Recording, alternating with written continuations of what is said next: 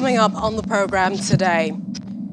Ukrainian authorities accuse Russia of not observing a temporary ceasefire that was agreed in 2 cities.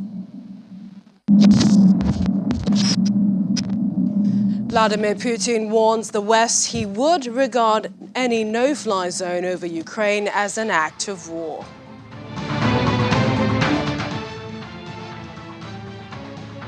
Plus, Ukraine's president condemns NATO for ruling out a no-fly zone.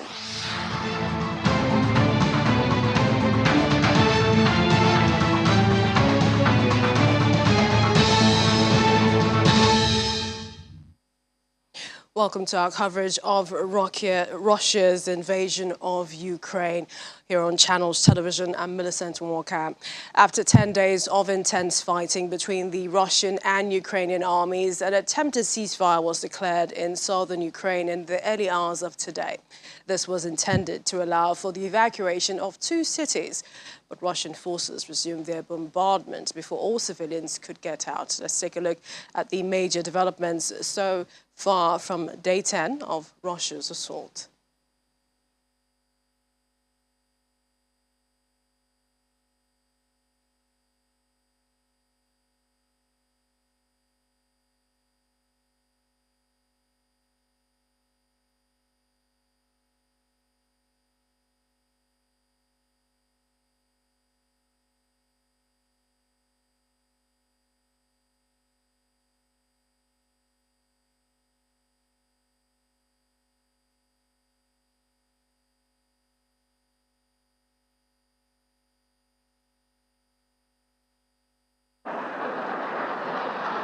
Russia and Ukraine agreed a temporary ceasefire. Russia and Ukraine agreed a temporary ceasefire in the heavily shelled cities of Mariupol and Volnovakha to allow civilians to escape. The ceasefire was due to begin at 9 a.m. local time, with the first evacuation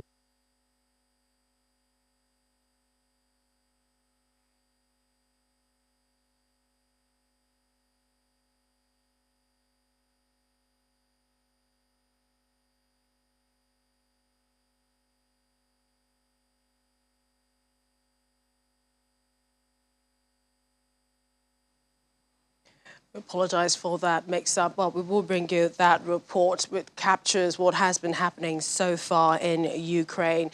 It's more than a week into Russia's invasion. Its troops have made significant advances, but they've so far failed to take the capital, Kyiv. Russia launched its attack the early hours, the 24th of February, from 3 main directions, north, south, and east. Since then, troops have poured into Ukraine, and targets across the country have been struck by airstrikes and artillery attacks. Well, joining us on the program to take a look at the situation is Mr. Temitope Uludo, a security analyst. Thank you so much for joining us on the program. Thank you very much for having me. All right, 10 days of this assault, yet Kyiv still stands. What do you make of Russia's strategy in this war? Russia has got it wrong a bit. They started with the intention of taking over Ukraine within 72 hours, but they miscalculated the spirit of the Ukrainians. And now what they're trying to do now is cycle and stifle, Ukraine, those major cities. And in this way, they cut off supplies, cut off, ammunitions, and at the end of the day, make the individuals surrender. But what we are seeing on our TV screen is that Ukrainians are coming out, and even challenging, the Russian might, standing against them and saying, why are you in our country? We don't want you in our country. The challenge we have now is that a lot of people are going to lose their life. A lot of things are going to be destroyed. And it's so unfortunate that this war continues and there is no solution at sight.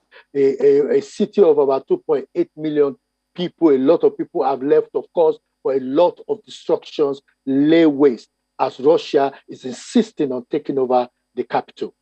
And there also seems to be, opinion that the military in the south seems to be more successful than in the north. Do you agree with this? Yes, definitely. If you look at it, the southern part seems to have using gone through Crimea and through the other side and able to hold it up. But the north seems to be a bit difficult for them. But they're pushing up, and what they want to do is actually isolate the capital and all those major capitals that are quite important in Ukraine. It's a very, very sad situation, and so unfortunate that even the safe space that was argued for to allow that humanitarian corridor to allow people to exit this war zone was again under attack. And I know as we speak right now, there are discussions that are ongoing at the local level to try and maybe come up with a solution and try and allow people to be able to live, because there's a lot of destruction that have been left behind, and we are all watching, fixed to our TV screens and seeing how this will turn up, because it is very, very serious. And Mr. Putin has warned the West that he would regard any no-fly zone over Ukraine as an act of war. Do you think that in this assault that it is going according to Putin's plan? It is not going according to Putin's plan. He thought he would be able to override the country, like I mentioned earlier, and the fact that the Western countries, whether we like it or not, we have a war already. Because even though there is no British boots on ground, there is no American boot on ground, there is no France boot on ground, but they actually have their weapons on ground, and those weapons have helped to slow down the Russian might. And the people themselves, the spirit of the people. And if they even enter into the city, this is where we're going to have a lot of challenge. Because even if the Russians manage to, isolate the people, a lot of people now have weapons. So they're not just fighting against the military, they're fighting against civilians and militias and every other people, like some Nigerians that are planning to even go and fight, in Ukraine. So there are lots of friends of Ukraine that are coming through the border, streaming through to help the Ukrainians. And that is where it's going to get messy. And that is why Russia needs to sit down and look at it again. I heard the president saying that Ukrainians should forget about their nationhood. How could a state be asked to forget about their independence? It's not heard of, and this should not be allowed to continue. It's also an interesting situation because a lot of people are wondering, can the Ukrainians, can they hold off Russia? U.S. Secretary Blinken seems to think that the Ukrainians can indeed survive and struggle and win at the end of the day, but saying that it will take quite a while. But do you think that there could be a riskier gameplay from the Russian forces, especially with what we saw yesterday at Europe's largest nuclear plant? It is quite saddening, and any professional soldier or anybody that works in this field will know quite well that there are certain areas you do not cross, certain things you do not go over. And going to a nuclear plant and actually indiscriminately shelling the area is totally unacceptable. Of course, they've come out to say, oh yes, we've allowed the Ukrainians to continue to maintain the environment. But the bottom line is that they took a risk. They took a risk, and that risk could cost a lot of countries, not just Ukraine, but a lot of countries around, if there was an explosion of any kind. And that's the reason why Ukraine, the United Nations need to be strong at this time and call the USSR to order. And Chinese and the Indians, I know the Indians have their own specific reasons why they have to abstain because of previous situations like in 1971. But the past is the past now. We need to now start looking at the future and identify clearly that if Russia takes over Ukraine successfully, they will move to other countries within that bloc, and that is why this issue is not going away so quickly. And that if, Russia wins the war, what if Ukraine wins the war? There's no doubt that Ukraine will win the war. And the reason why I'm saying Ukraine will win the war is because in this modern 21st century, nobody will allow Russia to take over Ukraine completely. So what will happen is, even if Russia should, be able to, get into the place and get rid of the government, there will be an underground war, an urban war that will be going on. And a lot of Russians' life will be lost in the process. That place will be unstable. It will be another Somalia. There will be so many warlords. There will be so many people, and they will be shooting at the Russians both left and right, and they will not be able to sleep with their eyes closed. That I can promise the Russians. All right, we do appreciate your time, Mr. Temitokwe, security analyst. Thank you so much for joining us on the program. Thank you so much for having me. Well, let's now bring you that report of 10 days intense fighting in Ukraine with Russian troops advancing. An attempted ceasefire, we're told you, was rather declared in the early hours of today, but that did not see the light of day. Take a listen. Russia and Ukraine agreed a temporary ceasefire in the heavily shelled cities of Mariupol and Volnovakha to allow civilians to escape. The ceasefire was due to begin at 9 a.m. local time, with the first evacuation starting 2 hours later. But soon after the ceasefire was announced, Mariupol's deputy mayor said Russian troops were still shelling the city and fighting continued on the agreed escape route. Russia's defense ministry says civilians did not use the escape routes and accuses Ukrainian authorities of preventing people from leaving. Ukraine's army has so far held control of Mariupol, but Russia has pounded residential areas with airstrikes, leaving the entire population without water, power, or sanitation for 4 days. In Volnovakha, another key city, as it sits on the road between Mariupol and Russia-controlled Donetsk, heavy clashes have been taking place and much of the area has been flattened by Russian bombardments.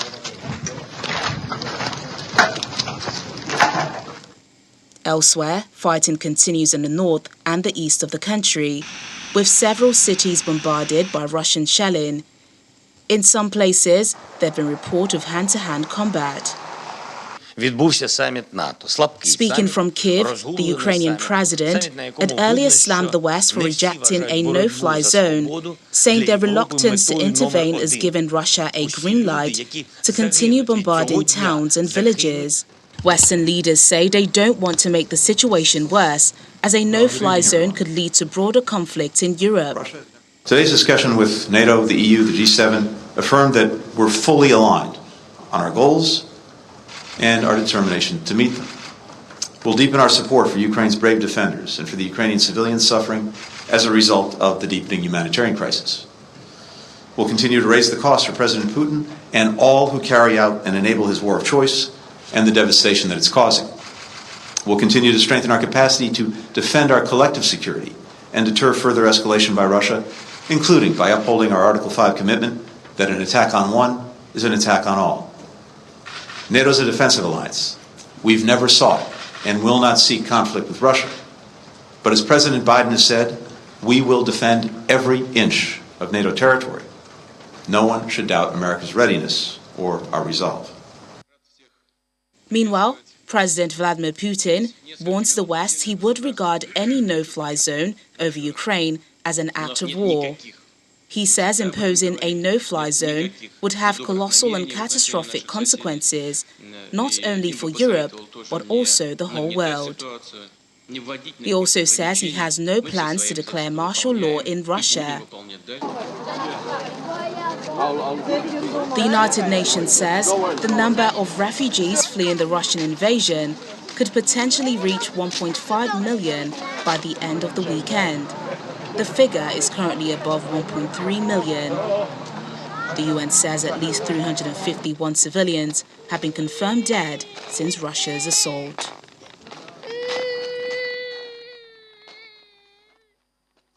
We also have joining us Dr. Michael Ogbu. He's the Senior Lecturer, Department of Political Science and Public Administration, Babcock University.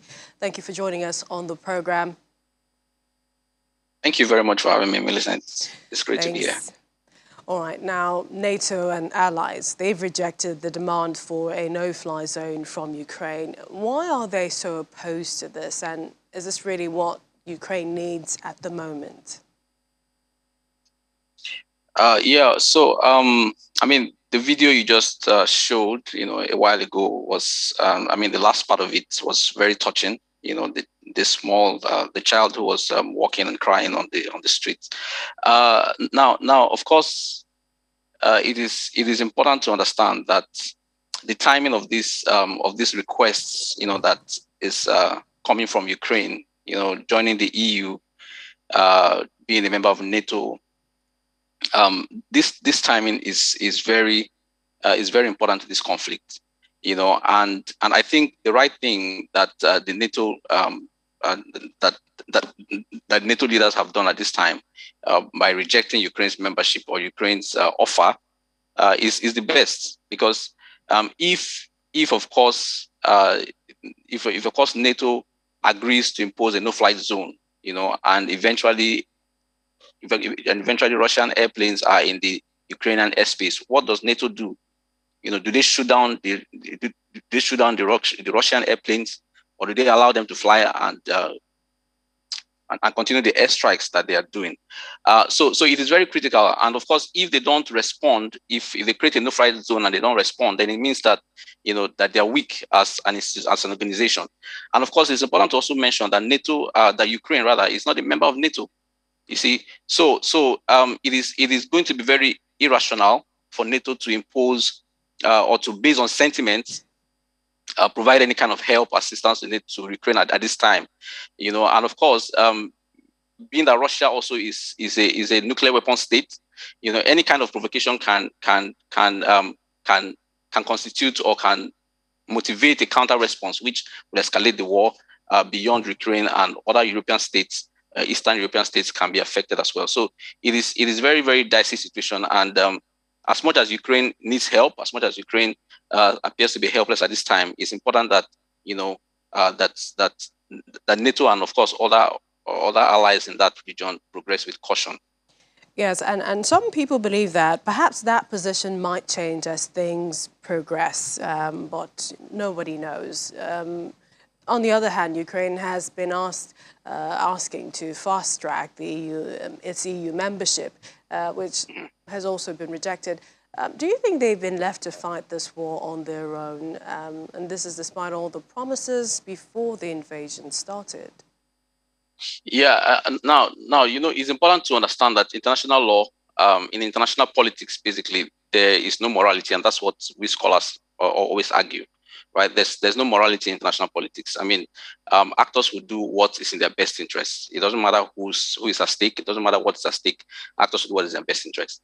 All right. Now the possibility of the NATO's decision changing, I don't see that happening. Except, some other dynamics take place that we are not seeing at the moment.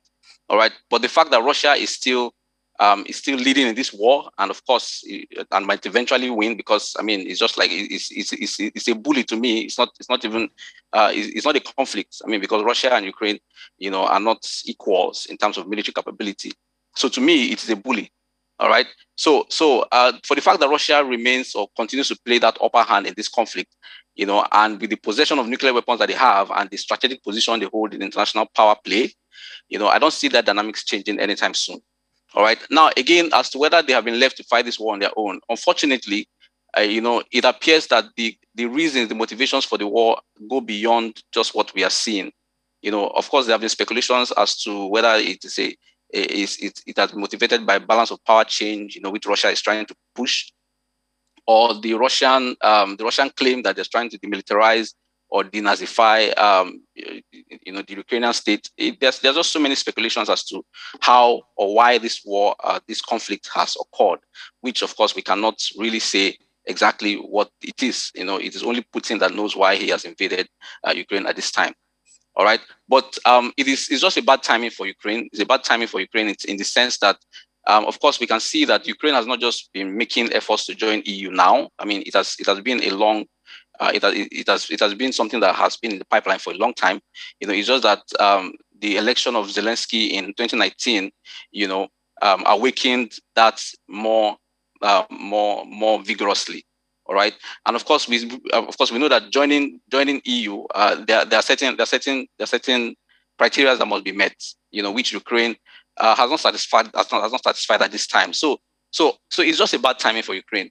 It's just a bad timing, and I think that Ukraine, is unfortunately the grass in this context. They say when two elephants fight, the grass suffers. So I see a power play between Russia and the West, and Ukraine, unfortunately, is just in the middle of all of this.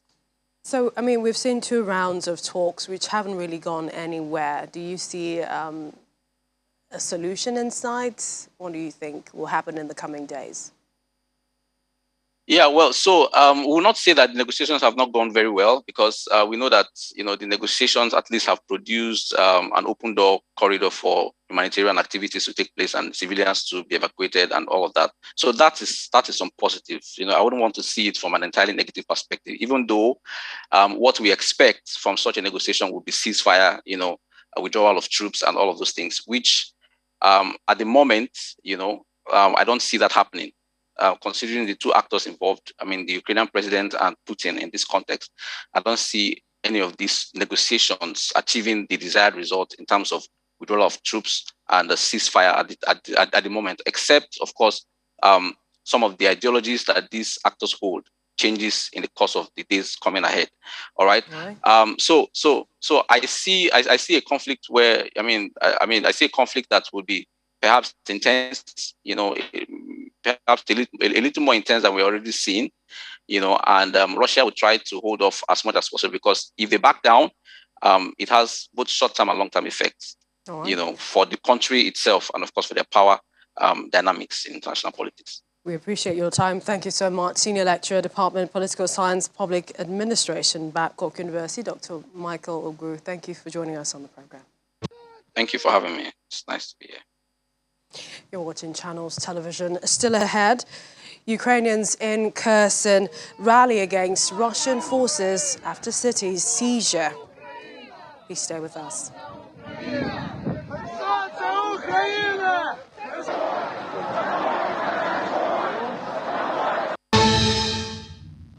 Welcome back. The United States says it is weighing whether Russia has committed war crimes, but has not yet made any conclusions. White House spokeswoman says Washington was already reviewing possible Russian war crimes over evidence of Russian targeting of civilians even before it attacked one of Ukraine's nuclear plants on Thursday. Well, we have an internal review that's been ongoing prior to last night to collect evidence and data of the targeting of civilians, of the reported use of horrific weapons of war on the ground in Ukraine. That's an ongoing process. We have not made conclusions. It's a legal review and a process that goes through the administration.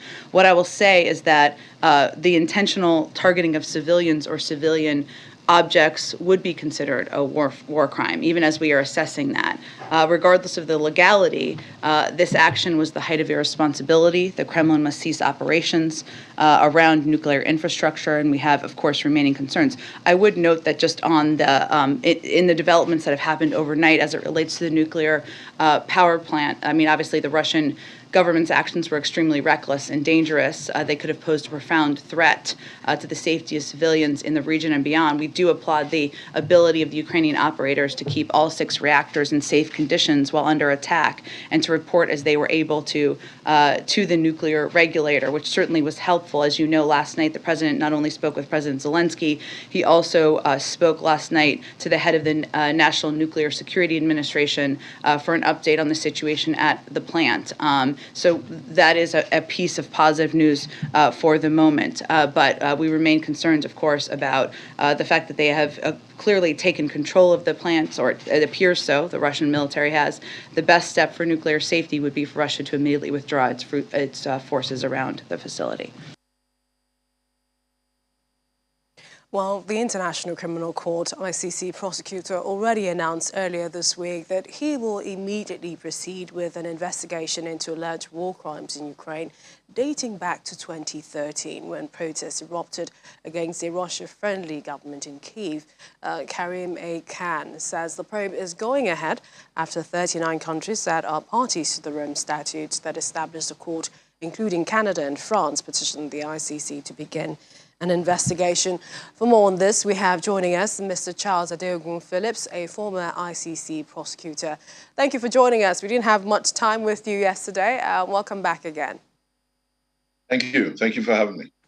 All right. How likely is Vladimir Putin or anyone else involved in this invasion of Ukraine to stand trial for war crimes and/or crimes against humanity at the ICC? Well, the likelihood of Mr. Putin standing trial as a serving head of state is extremely slim. That said, if the current Russian government falls and he is removed from office and then extradited by the new Russian regime with more cordial relations with the international community, then of course that I can see that happening. That said, the case of President Omar al-Bashir of Sudan, if that is anything to go by, then that likelihood remains very slim in my view. Do you expect that these investigations, these crimes over Russian invasion of Ukraine will bring out much? Another way is also the mode that the investigation is taking. Well, the investigations will be multifaceted.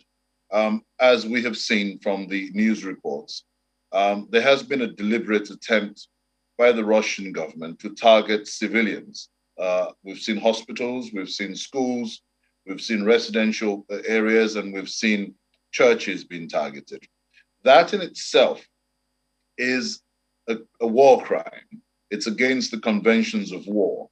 In addition, the direct targeting of the civilian population amounts to a war crime.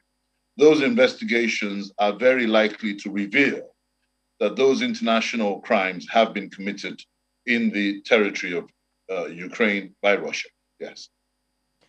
So give us a bit of perspective. The law of war continues to apply, we understand. What are these laws, especially under international law? There are four international crimes that may apply to the situation in Ukraine. Those are the crimes of genocide, the crimes against humanity, war crimes, but more importantly, the crime of aggression. What Russia has done by invading Ukraine is a violation of the international crime of aggression. And that would be the crime that would be best suited to Russia's activities in Ukraine.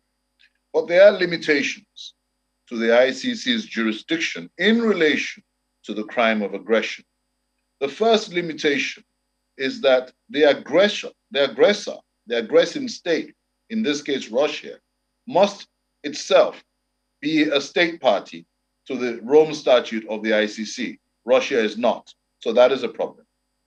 That said, the Security Council of the United Nations may in fact step in and refer that situation to the ICC prosecutor. But we all know that Russia, being a permanent member of the Security Council, is bound to veto any attempts by the Security Council to refer the case to the ICC prosecutor.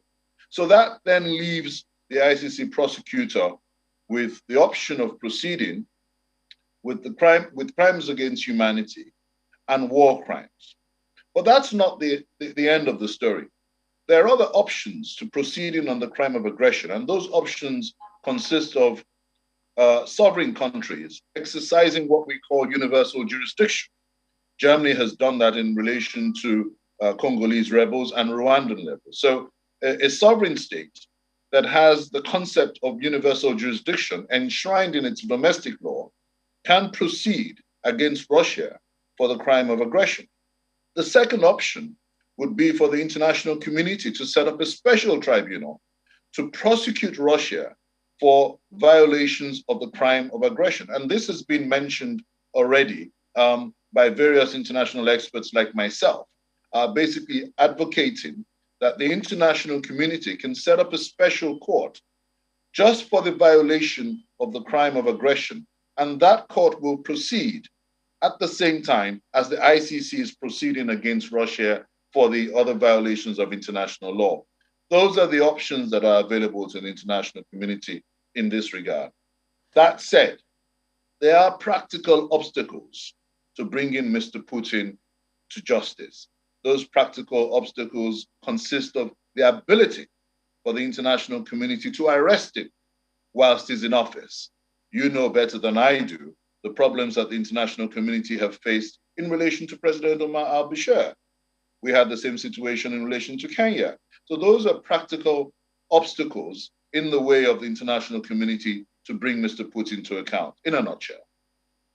So if one were to say, I mean, just as you have apex courts, Supreme Court in Nigeria, for example, the highest court in the land on issues, can the law, it's the international law, stop the war? Well, the first point is that whatever law you're going to proceed against, international or otherwise, that law has to be domesticated in your national jurisdiction. The ICC treaty has not been domesticated in Nigeria, for example, but it's been domesticated in other countries. In particular, the law of aggression has to be domesticated within national jurisdictions. But more importantly, the universal jurisdiction laws have to exist in national jurisdictions. And under the universal jurisdiction laws, those jurisdictions can then commence an action against a foreigner for acts committed outside that country. Like I said, Germany has used this provision quite a lot in relation to war criminals. And there is nothing stopping any other country that has universal jurisdiction laws incorporated in its domestic laws from proceeding against President Putin. In theory, of course. In Ukraine, and that is attacks with cluster bombs, artillery strikes in Ukraine's towns and cities. Also, the attack on nuclear power plants. I mean, can you classify that as a war crime? Correct, because those attacks, the evidence will show, and your case as a prosecutor is only as good as your evidence. The evidence will show that there was a deliberate attempt to target civilians. So by targeting residential areas, by targeting churches and where civilians customarily would be present, those constitute war crimes because those civilians are not playing an active part in the conflict. So deliberately targeting civilians will constitute a war crime, clearly. And of course, a crime against humanity, if it can be shown that those attacks were systematic and deliberate, targeted at the civilian population. And we can see this from all the news reports that civilian populations were deliberately targeted by the Russian forces. The investigation will also be looking back to 2013, 2014, when Russia seized Ukraine's Crimea region and also providing support to armed separatists fighting Ukrainian government forces in Donbass. Now, is this relevant to this current conflict? It will be relevant, and for the following reason. In 2014, the government of Ukraine actually submitted to the jurisdiction. They submitted the Crimea situation to the jurisdiction of the ICC. So irrespective of the fact that Ukraine remains, is not a state party of the ICC, it can voluntarily, under Article 12 of the ICC statute, submit a situation, and it has done that. But more importantly, Ukraine submitted to the jurisdiction of the ICC on an open-ended basis. And what that means is that it's left its options open for the ICC to intervene in cases that span a long period of time. So it can go back retrospectively to 2014 for the Crimea situation, and that can also extend to the present situation. So Ukraine seems to have covered all the legal impediments to an ICC intervention in this case, yes. Perhaps you can tell us, what is the U.S. status in the ICC, especially when the U.S. talks about that they are weighing whether Russia has indeed committed war crimes and are still investigating possible evidence? The U.S. situation makes international criminal law extremely complex. And this is one of the most potent examples of that. The US itself is not subjected to the jurisdiction of the International Criminal Court, but it expects that Russia should be. The question then remains, why should Russia? If the UN is exempt and has deratified the ICC treaty, but not only has the US deratified the ICC treaty, the US has gone ahead to sign agreements with various countries which prevent US soldiers from being subjected to the jurisdiction of the court. One would expect, therefore, that the US would not expect Russian soldiers, being a superpower, to be subjected to the jurisdiction of the court. And therein lies the problem. How is Russia going to be made accountable for its crimes when the US is in essence exempted from the jurisdiction of the court or any international court for that matter? It seems a contradiction in terms, and it seems particularly unfair to the Russian state. And I think, most of the countries that are sympathetic to Russia, like China, will bear this in mind and would exercise their veto powers should it happen that the Security Council attempts to make Russia accountable for its crimes. Therein lies the problem in this case. Well, international law was something I somewhat ran away from at some point in school. We appreciate your time. Thank you so much, Mr. Charles Adeogun Phillips, for joining us on the program. Thank you for having me.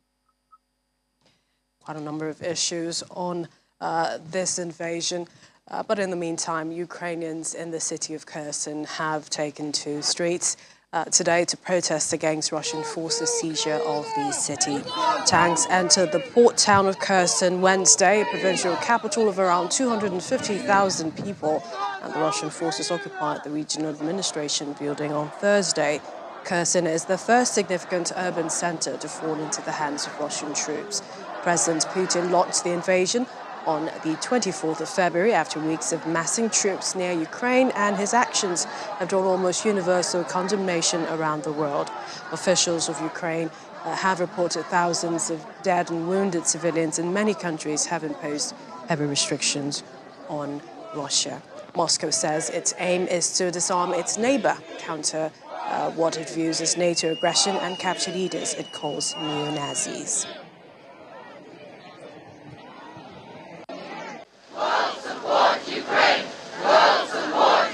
Arm Ukraine! Arm Ukraine! Arm Ukraine! Arm Ukraine! Sanctions for Russia! More sanctions for Russia! More sanctions for Russia! More sanctions for Russia! We need to stop this genocide before it's too late.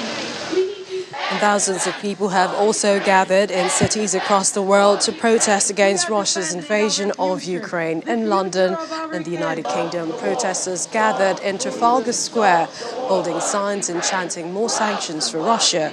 The rally in London Square began with a prayer from Archbishop Claudio Guiderotti and Papa Nuncio to Great Britain. More than 1.3 million people have fled Ukraine to neighboring countries since Russia's assault began 10 days ago. Arm Ukraine! This is Europe. This is a dictator who's in our neighbourhood, so to speak, in our European neighbourhood, with ambitions to recreate, rebuild an imperialist Russia. This isn't going to end in Ukraine. This didn't end in Chechnya. It didn't end in Georgia. It didn't end in Crimea. It's not going to end with Ukraine. And I think, the UK thinks it can avoid World War III, and I truly hope it can. But I think leaders need to work harder and unify and, face up to the bully that is Putin. I think one of the ironies of the situation is we pray for victory, military victory, but we also pray for spiritual victory. And the ironic part of all of this is defeat of Vladimir Putin actually will free the Russian people. They will become a free nation as well. Well, I think I would stand in front of him and say, Mr. Putin, look deeply into your heart. You claim that you are an Orthodox Christian. In your conscience, you are hearing God saying, stop this war, stop the aggression, and let your name be known as the man who brought peace to the world. Become known as a peacemaker, not a man who brought further pain and destruction.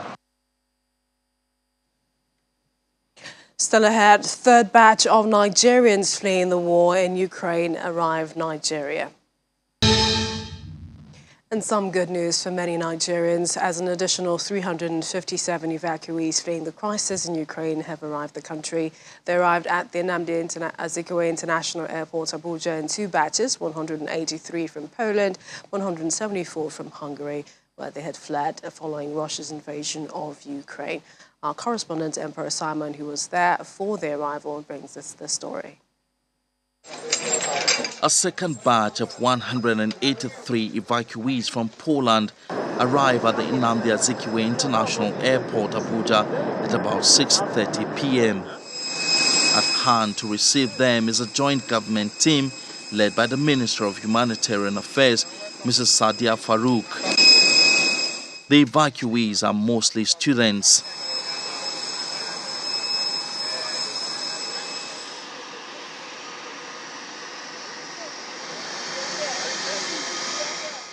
Behind me, the second set of Nigerians that have been evacuated from Ukraine. Many of them have longed to return to their fatherland after Russia attacked Ukraine, devastating the economy of the country and setting many people on the edge. They are taken through some COVID-19 protocols, including testing for the virus, while also undergoing documentation procedures. Our government has been very, very proactive. Mr. President has done all the needful, and he directed that all Nigerians living in these countries should be brought back home in safety and in dignity, and that is what we have done. The war in Ukraine has claimed hundreds of lives, with about 1 million people reportedly displaced amidst rising humanitarian crisis. These young Nigerian evacuees narrate their experiences of the conflict. There was panic up and down. The stores were all cleared out. We're just all worried and hearing the sirens and everything. It was so devastating because in my life, I've never seen people dying. We were traumatized because we are not ready. We are not mentally ready for this. But they are glad the Nigerian government came through for them. People came through for us. Nigeria government came through for us. They kept checking on us, so it gave us hope that we could still survive it, and we did. Out of the 183 evacuees from Poland, 180 are adults and 3 infants. The government says at least 60 more Nigerians may have been left behind in Poland, as it expresses worries over more than 300 Nigerians still trapped in a part of Ukraine considered unsafe. There are still a lot of Nigerians that have not even decided to leave Ukraine. That's one. 2, we still have over 350 students in SUNY College, which has been cut off. They can't go to Russia. They can't come in. Their light was being restored now. At the time it was cut off. Water was cut off. So as soon as we are through with the safe corridor, we will be able to go for those ones too. And as the evacuees from Poland are cleared, another batch of 174 evacuees, including children, arrives at about 11:25 p.m., this time from Hungary. Physically exhausted, mentally distressed, some try to avoid the camera. They are also taken through the protocols in place and are documented. They too have a story to tell. I got injured. I sustained a lot of injuries. My leg, I was limping for like 3-4 days. And we didn't get a shower for like about 4 or 5 days. Sometimes we don't even remember if we've eaten that day, if we've drank water or anything. Outside the hall, their families wait desperately to receive them, and the joy of those whose words have arrived knows no bound. Oh, I don't know what I will say. I thank God. I just thank God. Yeah. How do you feel meeting mommy?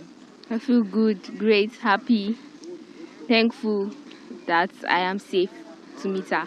Foremost, I felt happy because I now know, yes, the situation is not as I expected it to be in the first place, because my government, which is Nigerian government, has done all the needful that is required of any government. More than 5,000 Nigerians, mostly students, were caught up in the Ukrainian crisis, many of whom have fled to neighboring countries. The Nigerian government plans to evacuate those willing to return in a matter of days. a commitment projected to gap the sum of $8.5 million. It's a feeling of joy on one side that they are back home away from the devastating effect of the war in Ukraine. But on the other hand, they're not happy because their studies somehow has been interrupted. They are hoping that the war in Ukraine will end very soon and they will go back to their school and fulfill their dreams. Emperor Simon, Channels Television News. Also pray for others who are still stuck in Ukraine and their safe return. Meanwhile, U.S. Secretary of State Antony Blinken has met Poland's Prime Minister and Foreign Minister in the Polish city of Rzeszów near the Ukrainian border that hundreds of thousands of people have crossed since Russia began invading Ukraine. Speaking before a visit to a border crossing, Blinken praises Poland for its response to Russia's actions. Poland, a NATO member state, is hosting roughly 10,000 U.S. troops, with more than half arriving in recent weeks. NATO allies, defense cooperation between Poland and the United States, I think it's safe to say, is closer than it's ever been. Since January 30th, the United States has more than doubled the number of our military personnel deployed in Poland to now more than 10,000, including a brigade of the 82nd Airborne Division. And we've significantly increased the amount and types of military equipment and capabilities that we've positioned in Poland. As President Biden has said, we will defend every inch of NATO territory. Poland is also a leading responder to the humanitarian crisis that Russia's invasion of Ukraine has sparked. As Bigno just said, as of today, more than 700,000 people have been forced to flee the violence perpetrated by Russia by crossing the border from Ukraine to Poland, with more coming every single day. I'm going to have the opportunity to speak to some of the folks who have come over just recently from Ukraine. But I have to say, it's an incredibly powerful reflection of Poland's values, that vulnerable people know that here they will find refuge.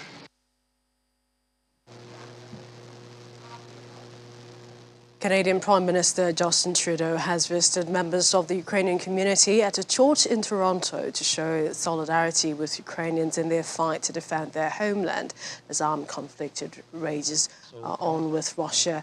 In the days since Russia invaded Ukraine, over 1 million people have fled the country. The UN Refugee Agency estimates upwards of 4 million will be displaced by the conflict. The European response to the Ukrainian refugee crisis shows how generous states can be when put to the test. We believe in with the best tools. We've come to a moment that, quite frankly, we've seen coming over the past years. And we've talked about it in the news, not just about Ukraine, but about democracies around the world, that we see a bit of a slippage in our democracies.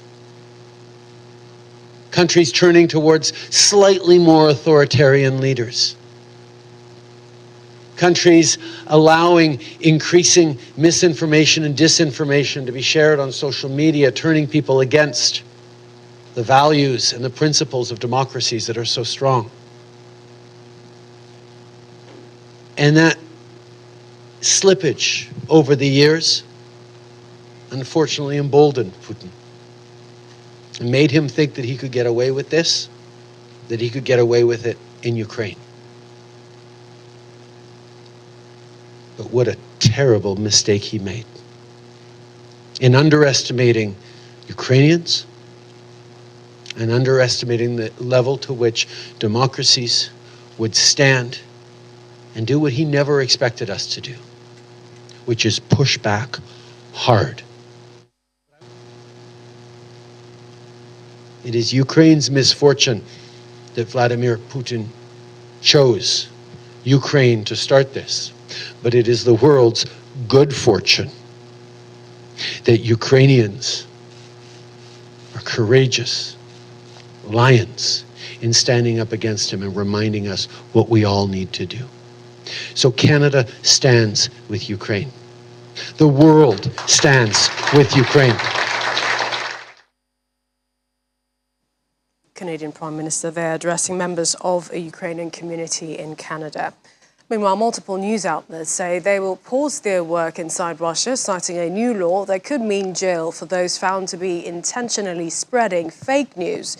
Russian President Vladimir Putin Friday had signed into law the bill introducing jail terms of up to 15 years for fake news about the Russian army, as Moscow pushes forward with its invasion of Ukraine. The bill sets out jail terms of varying lengths and fines against people who publish knowingly false information about the military, with harsher penalties to hit when dissemination is deemed to have serious consequences. Putin also signed a bill that would allow fines or jail terms of up to 3 years for calling for sanctions against Russia, with Moscow facing harsh economic penalties from Western capitals over the invasion. Russia's media watchdog has restricted access to the BBC and other independent media websites and blocked social media giant Facebook.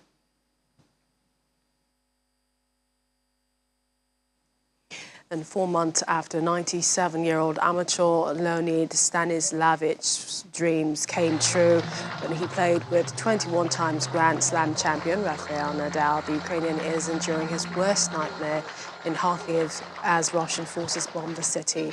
He holds the Guinness World Record as the world's oldest living male competitive tennis player. Also had dreams of playing Swiss great Roger Federer, but now he has only one simple wish: survival.